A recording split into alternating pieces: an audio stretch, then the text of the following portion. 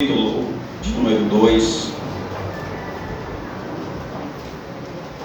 Vamos ler a partir do verso de número 5.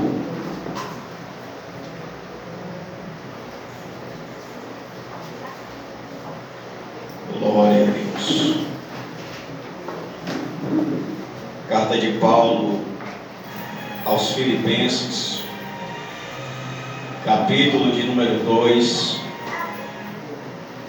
o verso de número 5 a seguir.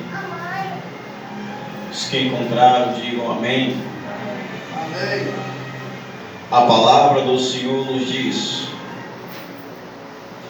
de sorte que haja em vós o mesmo sentimento que houve em Cristo Jesus, que, sendo em forma de Deus, não teve por usurpação ser igual a Deus, mas a si mesmo se esvaziou, tomando a forma de servo, fazendo-se semelhante aos homens, e, achado na forma de homem, humilhou-se a si mesmo, sendo obediente até a morte e morte de cruz. Pelo que Deus o exaltou soberanamente, e lhe deu um nome que é sobre todo nome. Ele deu um nome que é sobre todo nome. Ele deu um nome que é sobre todo nome, para que ao nome de Jesus se dobre todo o joelho dos que estão nos céus, na terra e debaixo da terra, e toda língua confesse que Cristo Jesus é o Senhor, para a glória de Deus Pai. Amém? Podem tomar os vossos assentos, por favor.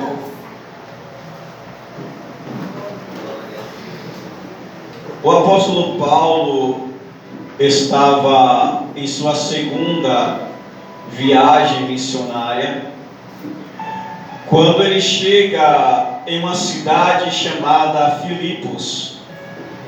Nessa cidade, ele juntamente com Silas, juntamente com seus companheiros, eles se deslocam para um rio, onde eles perceberam que era um lugar propício para fazer as suas orações. Naquele lugar estava uma mulher chamada Lídia, vendedora de púrpura, uma empresária da época, que se converteu ao Evangelho de Jesus Cristo, pregado pelo apóstolo Paulo. A Bíblia também nos diz que foi em Filipos que Paulo, pregando ou passeando pela cidade, se depara com uma mulher com espírito de adivinhação, e todos os dias ela começava a apontar para os homens de Deus e dizer: estes homens, eles são servos de Deus, eles estão anunciando a palavra do Senhor. A Bíblia diz que ela fez isto por muitos dias, até que Paulo chega a um ponto em que ele fica indignado com aquela situação. Ele lança um olhar para aquela mulher e repreende o espírito de adivinhação que estava sobre a vida dela. Naquele momento, aquela mulher liberta. Só que os senhores que lucravam em cima daquela mulher ficaram revoltados, porque eles sabiam que não poderia ganhar mais nada, porque aquela mulher já estava liberta pelo nosso Senhor e Salvador Jesus Cristo. A Bíblia diz que depois desta cena, eles são presos, e é dada uma ordem a um soldado dizendo: olha, guarda esses homens do jeito que você puder, eles não podem escapar de forma nenhuma. Paulo, juntamente com seus companheiros, foi açoitados e colocados na prisão. Mas a Bíblia diz que perto da meia-noite eles começaram a orar e começaram a cantar. E a Bíblia diz que de repente sobreveio àquele lugar um grande terremoto que abalou os alicerces da prisão e soltaram a cadeia de todos. Quando o soldado que estava guardando Paulo e seus companheiros viram que a cadeia estava aberta, ele ficou com medo, pensando que todos haviam fugido.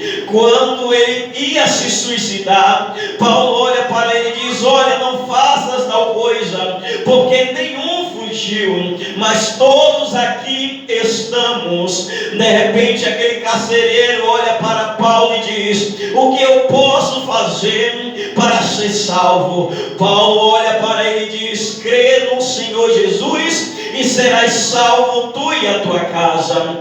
A Bíblia nos diz que depois que isso aconteceu, a Bíblia diz que Paulo e Silas foram soltos pelas autoridades, e no dia seguinte, esse carcereiro, juntamente com a sua família, começaram a lavar os vergões e as feridas de Paulo. A Bíblia também nos conta que a partir dali começa um ministério naquela cidade. A partir dali começa, aleluias, o culto ser realizado na casa de Lídia. Então a igreja em Filipos é inaugurada debaixo de sofrimento. A igreja em Filipos é inaugurada debaixo de perseguição.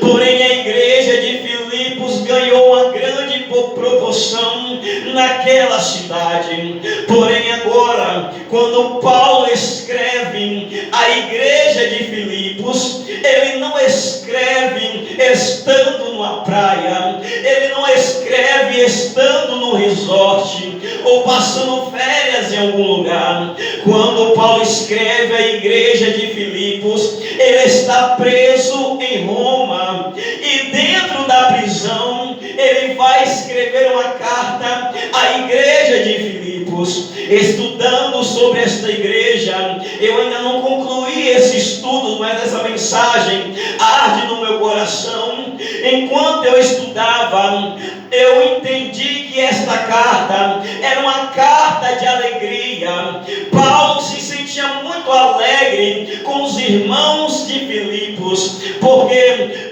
desde o princípio do ministério de Paulo, desde o momento da perseguição, da prisão e da inauguração da igreja, a igreja que estava reunida em Filipos ajudaram Paulo financeiramente, ajudaram Paulo ministerialmente, e o evangelho começou a ganhar espaço na cidade de Filipos. Aí Paulo agora escreve dizendo: olha, eu sempre que me lembro de vocês, eu me alegro, porque desde o princípio vocês me ajudaram no meu ministério, vocês me dão alegria, vocês são a minha coroa, eu sempre oro a Deus por vocês. E a Bíblia diz que mesmo que a igreja de Filipos fosse a igreja que trazia alegria no coração de Paulo, era a igreja que trazia no coração de Paulo um grande regozijo,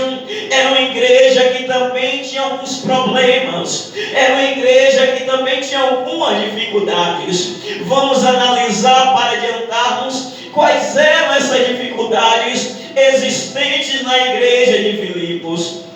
Uma das dificuldades ou dos problemas que estava acontecendo nessa igreja era o problema do partidarismo. A palavra partidarismo vem do grego eritheia, que significa literalmente egoísmo.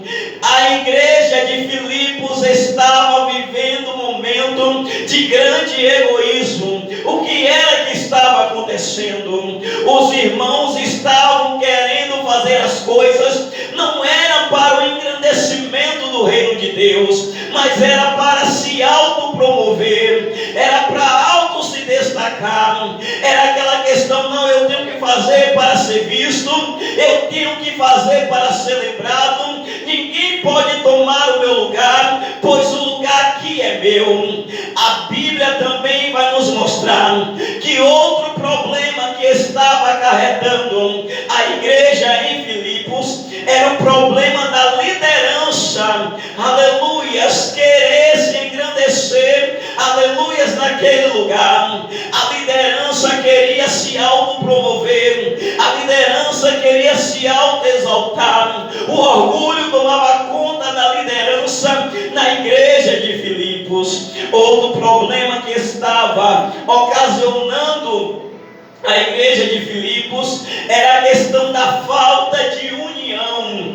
Paulo ele bateu de quina para confrontar esse problema que estava na igreja de Filipos. Paulo falou: irmãos, vocês precisam ser unidos, vocês precisam viver em união, vocês não podem ficar brigando entre si, vocês não podem ficar um puxando o tapete do outro para querer um ser melhor do que o outro. Irmãos, vocês não podem de forma alguma ficar nessa disputa entre vocês, mas vocês têm que aprender a viver em união, porque se tem uma coisa que faz a igreja desandar, se tem uma coisa que faz a igreja piorar a situação dela, é quando a igreja não vive em união, é quando a igreja vive o seu partidarismo,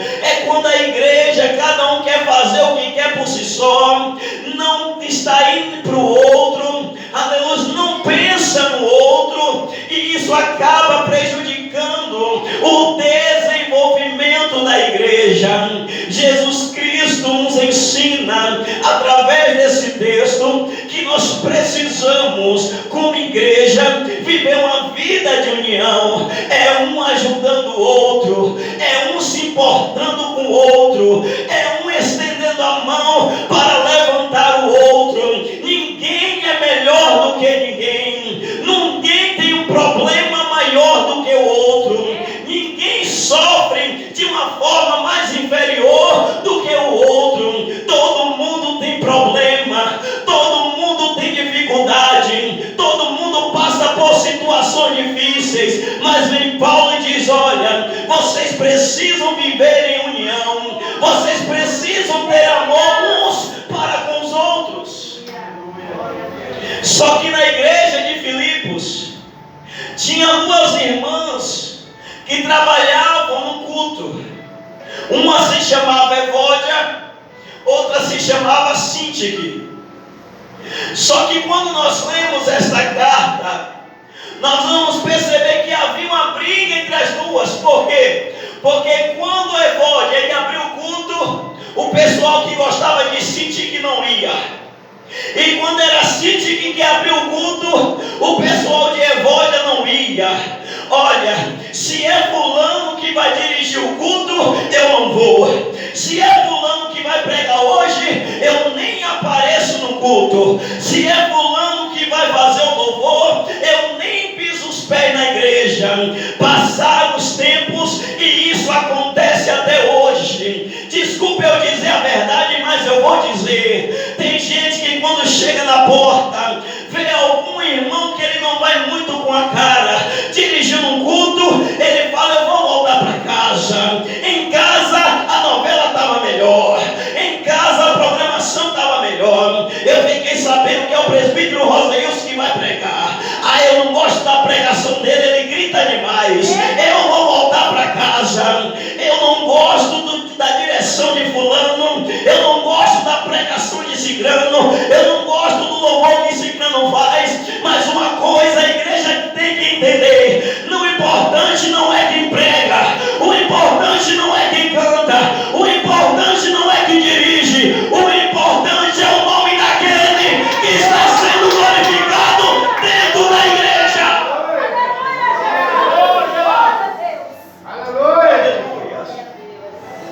Aí quando Paulo percebe esta desunião dentro da igreja, Paulo vai falar uma das teologias mais lindas dentro da Bíblia. Aí no verso de número 5 do capítulo 2, para ensinar os irmãos a respeito da união, da unidade e da renúncia e do amor ao próximo, ele começa dizendo: que haja em vocês o mesmo sentimento que houve também em Cristo. que mesmo sendo Deus, não teve por usurpação ser igual a Deus. Aleluia, louvado seja o nome do Senhor. Mas a si mesmo se esvaziou, tomando a forma de servo, fazendo-se semelhante aos homens, e achado na forma de homem, humilhou-se a si mesmo, sendo obediente até a morte, e morte de cruz. Que haja em vocês o mesmo sentimento de Cristo. O exemplo que nós temos que ter de humildade, de renúncia e de amor é Cristo. Ele é o nosso maior exemplo. Ele é o nosso maior espelho. Aí ele começa dizendo, porque ele mesmo sendo Deus, aleluias, ele mesmo sendo Deus, Jesus antes da sua encarnação, ele sempre foi igual a Deus, coeterno, consubstancial, com o Pai e com o Espírito Santo. Ele sempre foi revestido de glória e majestade. A palavra subsistindo vem do grego iparkein, que significa aquilo que é essencial e que não pode ser mudado, aquilo que possui uma forma inalienável. Assim, pois, Paulo começa dizendo que Jesus é Deus em forma essencial, inalterável e imutável. Aleluia! Aleluias! O Espiritismo diz que Jesus é o modelo de ser humano mais perfeito e que Deus o ofereceu para servir de guia. O budismo diz que ele é o todo bondade, o útero do céu, a grande luminosidade. O islamismo diz que ele é só um profeta, mas um dos profetas de Alá. Vem ao bando e diz que ele é um orixá, o criador. Mas nós entendemos que ele é mais do que um guia, ele é mais do que um profeta, ele é muito maior do que um orixá, ele é muito maior que a luz, ele é muito maior que as estrelas, ele é maior do que o universo. Ele é Deus. Ele é Deus. Ele é Deus. Aleluia. Aí Paulo vai dizendo que apesar dele ser Deus, não teve por usurpação ser igual a Deus.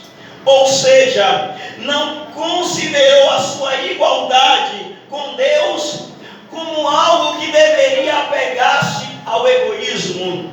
Aleluias. Jesus não se agarrou aos privilégios de sua igualdade com Deus.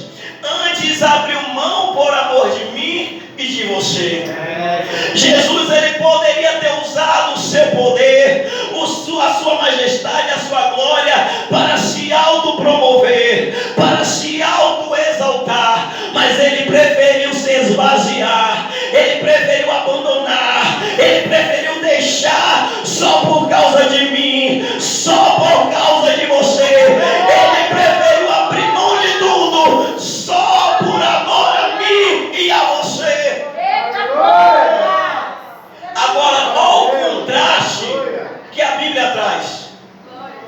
Adão queria ser como Deus. Preste atenção. Adão queria ser como Deus. Lúcifer queria ser maior que Deus. E Jesus, sendo Deus, se fez homem. Aleluia! Não, vou repetir isso aqui, eu gostei. Adão queria ser igual a Deus. Lúcifer queria ser maior que Deus. E Jesus, sendo Deus, se fez homem. Aleluia! Ele se fez homem. Oh, glória a Deus. Aí vem Paulo e diz: ele aniquilou ou se esvaziou da sua glória. O verbo grego kenou significa literalmente tirar algo de um recipiente até que fique vazio, ou derramar algo até que não fique nada. Agora a pergunta é: do que Cristo se esvaziou? Ele se esvaziou ou renunciou ao seu ambiente de glória? Ele pôs de lado sua majestade e glória, mas permaneceu Deus. Ele abandonou o seu lugar, mas quando ele desce, mesmo em forma humana, ele continuou sendo Deus. Ele só abandonou a sua glória, ele só abandonou o seu lugar de origem, ele só abandonou o seu espaço lá em cima, mas ele desceu se fazendo carne entre nós. Então, enquanto ele permanecia no céu, nenhuma carga de culpa pesava sobre ele. Entretanto, ao encarnar-se, ele que não conheceu o pecado, ele se fez pecado por nós. Aleluias. Ele que era bendito se fez maldição por nós. Ele levou sobre o seu corpo no madeiro todos os nossos pecados. Aleluias. Ele se esvaziou, ele renunciou, ele deixou tudo de lado por causa de mim e de você. Aleluias. É o que Paulo está ensinando à igreja de Filipos, que vocês tenham o mesmo sentimento que Cristo teve. Aí vem Paulo e continua dizendo: tomando a forma de servo, ou seja, ele serviu. O eterno Filho de Deus não nasceu em um palácio. O Rei dos Reis não nasceu em um berço de ouro. Aleluias. Ele entrou no mundo por intermédio de uma família pobre, numa cidade pobre, em um lugar pobre.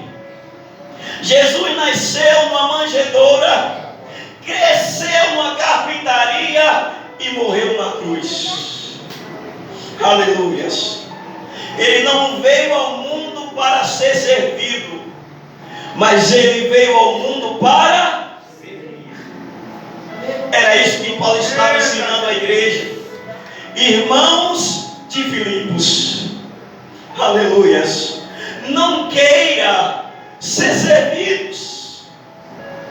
Não queiram que os outros só vos sirvam, mas faça o contrário. Tome o exemplo de Cristo. Seja servo.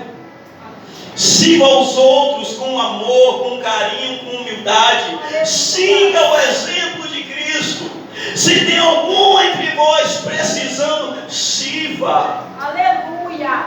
Jesus, certo dia, ele bota uma toalha no ombro, pega um balde com água e começa a lavar o pé de um, pé de outro, pé de outro. Aí vai Cristo lavar o pé de Pedrão.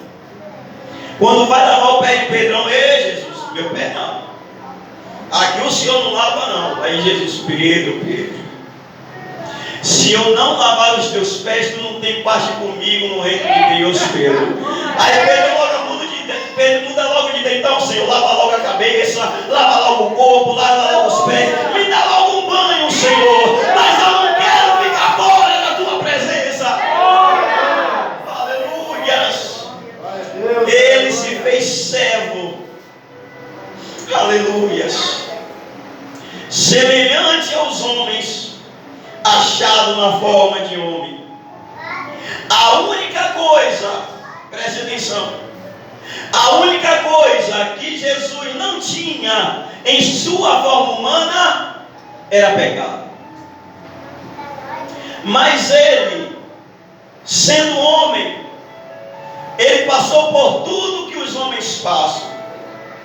No céu ele não tinha necessidade nenhuma, mas como homem ele sorriu. Como homem ele se entristeceu. Como homem ele se alegrou.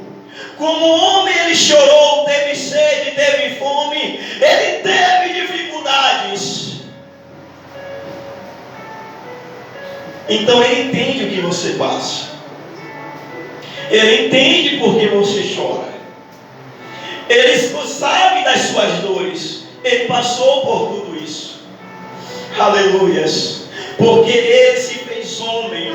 Ele conheceu as dores. Ele conheceu as dificuldades da vida.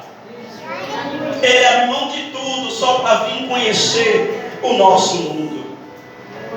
Aí Paulo diz: Ele se sacrificou. Aleluias. Jesus Cristo serviu sacrificialmente e foi obediente até a morte de cruz. Cristo se esvaziou e se humilhou quando se fez homem. Depois desceu mais um degrau nessa escalada da humilhação.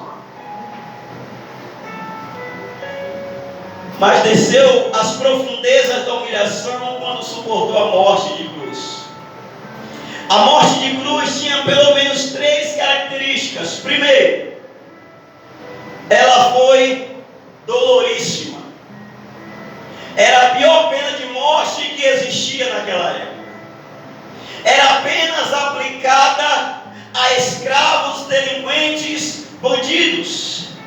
Muitas vezes o crucificado ficava vários dias na cruz e morria por causa das câimbras, da asfixia e das dores terríveis. Segunda característica, foi algo ultrajante. A pessoa condenada era açoitada, ultrajada e cuspida, e depois tinha que carregar a cruz debaixo do escárnio da multidão até o lugar da execução. Terceiro, a crucificação era símbolo de maldição. Deuteronômio capítulo 21, verso 23 e Gálatas 3:13. Uma pessoa que era pendurada na cruz era considerada maldita. Ele foi para a cruz porque o Pai o entregou por amor e porque Ele a si mesmo se entregou por nós. Ele foi obediente, e obediente até a morte de cruz. Então Ele se faz carne, se faz servo, Ele se esvazia, Ele conhece as nossas dores, Ele passa pelo sofrimento, pela agonia da cruz, Ele vence o sofrimento da cruz, e é por causa de tudo isso que o texto vai dizer que por causa de todas estas coisas, Deus deu para Ele um nome que está acima de todo nome. Não existe nome mais lindo, não existe nome mais forte do que o nome de Jesus. Ele é maior que Abraão, Ele é maior que Isaac, Ele é maior que Jacó, Ele é maior que Moisés, Ele é maior que Josué, Ele é maior que Elias, Ele é maior que Eliseu, Ele é maior que Marcos, que Mateus, que Lucas, que João, Ele é maior que Maomé, Ele é maior que Buda, Ele é maior que Allan Kardec, Ele é maior. Aleluia! Não há outro nome, nem no céu, nem na terra, nem debaixo da terra, que merece toda a nossa adoração. Aleluia! O nome dele está acima de todos, de tudo e de todos. Nome sobre todo nome. Aleluia! Nome sobre todo nome. Não existe outro igual a Ele. Não existe ninguém semelhante a Ele. Não há nome em cima nem nome embaixo que seja maior que o nome dEle. O nome dEle deve ser adorado. O nome dEle deve ser cultuado. O nome dEle deve ser venerado. O nome dEle deve ser adorado. Ele é maior. Aleluias. Para encerrar, certa feita, Os discípulos estavam em alto mar. De repente, os ventos e a tempestade começaram a assolar o barco. Eles, amedrontados, vai lá: Jesus, Jesus, nos socorre, não te importa que pereçamos? Aí vem Jesus: acalma-te, vento, Aleluia. aquieta-te, mar.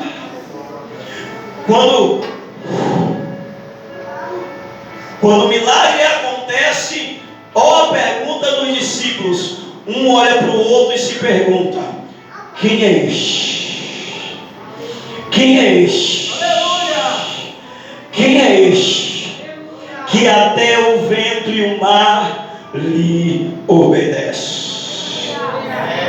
Os discípulos não sabiam na época, mas se eles existissem hoje e tivesse a Bíblia que nós temos, eles saberiam quem era Jesus. E quem é Jesus? Eu te explico. Em Gênesis, ele é a semente da mulher. Em Êxodo, ele é o Cordeiro Pascual. Em Levítico, ele é o sumo sacerdote. Em Número, ele é a coluna de fogo e a nuvem de dia. Em Deuteronômio, ele é profeta no meio do povo. Em Josué, ele é o capitão dos exércitos do Senhor. Em Juízes, ele é juiz e libertador. Em Ruth, ele é o parente remidor. Em 1 Samuel, ele é o profeta. Em 2 Samuel, ele é o sacerdote. Em 1 Reis, ele é rei sábio. Em 2 Reis, ele é rei fiel. Em 1 Crônicas, ele é o grande monarca. Em 2 Crônicas, ele é o monarca que permanece. Em Esdras, ele é o grande escriba. Em Neemias, ele é o restaurador. Em Esther, ele é o escape da morte. Em Jó, ele é o redentor que vive. Em Salmos, ele é o nosso pastor. Em Provérbios, é a sabedoria de Deus. Em Eclesiastes, a nossa vida completa. Em Cantares, é o amado das nossas almas. Em Isaías, ele é o Messias prometido. Em Jeremias, ele é o renovo da justiça. Em Lamentações, aquele que chora por nós. Em Ezequiel, ele é o renovo principal. Em Daniel, ele é o guarda-homem da fornalha. Em Oséias, ele é o marido fiel. Em Joel, ele é o nosso batizador. Em Amós, o divino lavrador. Em Obadias, ele é o nosso salvador. Em Jonas, o grande missionário. Em Miqueias, ele é o libertador divino. Em Naum, ele é o juiz das nações. Em Abacuque, o Deus da nossa salvação. Em Sofonias, o Senhor zeloso. Em Ageu, ele é a glória da segunda casa. Em Zacarias, ele é a estrela que guia. Em